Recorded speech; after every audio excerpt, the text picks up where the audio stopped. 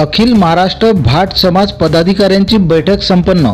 शेगाव येथील बैठकीत विविध विषयांवर विचारमंथन। शेगाव येथे दिनांक 31 ऑगस्ट 2024 रोजी श्री क्षेत्र शेगाव महाराष्ट्रातील भाट समाज जिल्हा पदाधिकाऱ्यांची बैठक प्रदेश अध्यक्ष श्री विनायकराव सूर्यवंशी यांच्या अध्यक्षतेखाली पार पडली।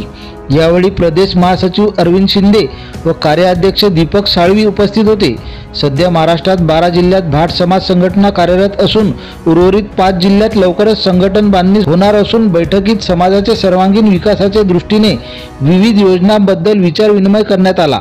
यात प्रामुख्याने महिला व युवा सक्षमीकरण, शैक्षणिक उपक्रम, वैद्यकीय सुविधा, रोजगार निर्मिती, वंशावळ लेखन व वंशावळ पोथ्याचे जतन व प्रसार होण्यासाठी शासन स्तरावर पाठपुरावा करणे, वंशावळ परिषद आयोजित करणे अशा अनेक विषयावर यावेळी विचारमंथन करून निर्णय घेण्यात आले। येत्या डिसेंबर 2024 मध्ये शेगाव येथे दुसरे राज्यस्तरीय अधिवेशन व वधूवर परिचय मेळावा आयोजित करण्याचा निर्णय घेण्यात आला। यावेळी अरविंद शिंदे यांनी त्यांच्या मातोश्रीच्या स्मृतिप्रीत्यर्थ समाजातील 10वीचे विद्यार्थीकरिता प्रभाई विद्वत्ता शिष्यवृत्ती जाहीर केली।